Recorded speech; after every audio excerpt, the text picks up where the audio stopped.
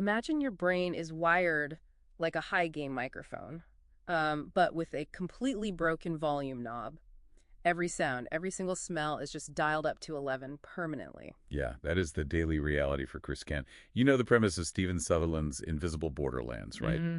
A Brooklyn police recruit in 2025, basically obsessed with solving her parents' murder. Right, but we are not just looking at a gritty procedural today. Our mission in this custom-tailored deep dive is to dissect how Sutherland mashes up these gritty police tropes with superhero origins and, like, time-traveling anomalies. Exactly. It's a wild collision. You've got unresolved trauma, superhuman neurology, and quantum mechanics all just smashing together. Okay, let's unpack this. We know the inciting incident, right? The tragic 2009 Louisville fire that killed Chris and Caleb Kent's parents. They were scientists studying human potential. Yeah, and that research literally rewrote Chris and Caleb's DNA. But instead of treating her heightened senses, her strength, and her agility like some standard comic book superpower, Right, it is treated like a physiological burden. I mean, think of her trauma and powers like an overcoiled spring.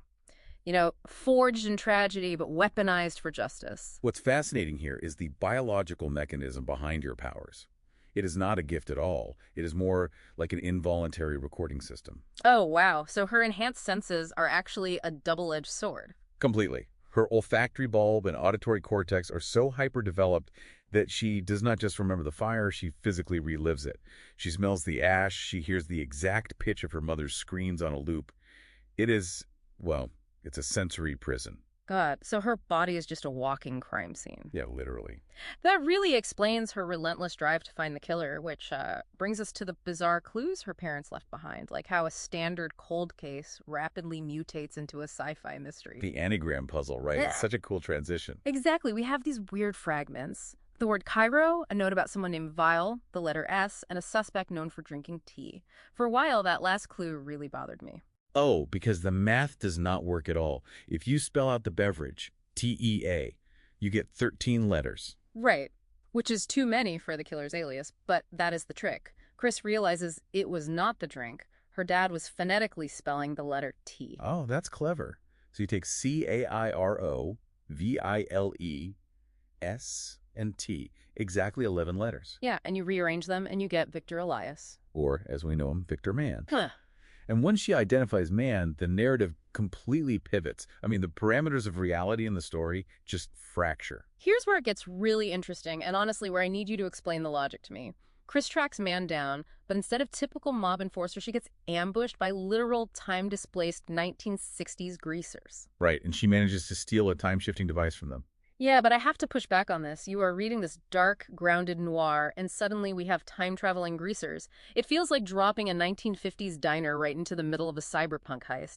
Does that not make the gritty tone too absurd? Well, it feels absurd until you look at why it works mechanically. Yeah. Man is not building time machines like DeLoreans, you know. Right. He is weaponizing the Kent's stolen human potential research to locate and rip open temporal fault lines.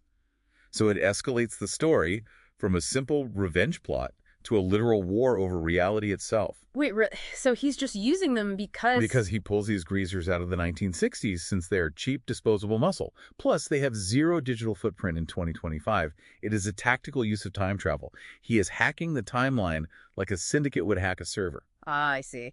So he is exploiting glitches in reality, which means the high-concept sci-fi actually yields devastating, grounded human consequences, especially for her brother Caleb. Yeah.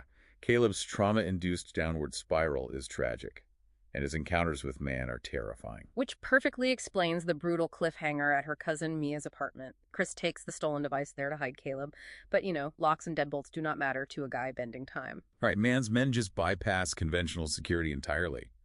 They just step through space-time, leading to Caleb getting shot in the crossfire. It is rough. It really asks you to reflect on the cost of obsession. I mean, how far would you push for justice if it meant putting your only remaining family in the crosshairs? It is the ultimate tragic irony. Chris's relentless pursuit of vengeance just brought the violence right back to her brother. Yeah. Well, wait, if we think about the mechanics of what Mann is doing, if he already possesses a functional time-shifting device in 2025 and it was built from the Kent's stolen research. This raises an important question, actually. If Mann can rewrite history like a hard drive, We have to rethink the inciting incident itself, Oh, man. right? Did the 2009 Louisville fire actually happen as a tragic accident? Or did man use the device to travel back and orchestrate the murder of her parents to steal the research in the first place? Meaning Chris has been fighting a rigged game her entire life. Her timeline might have been manipulated before she even realized she was in a war. Well, that is definitely a mind bender for you to mull over. Until next time.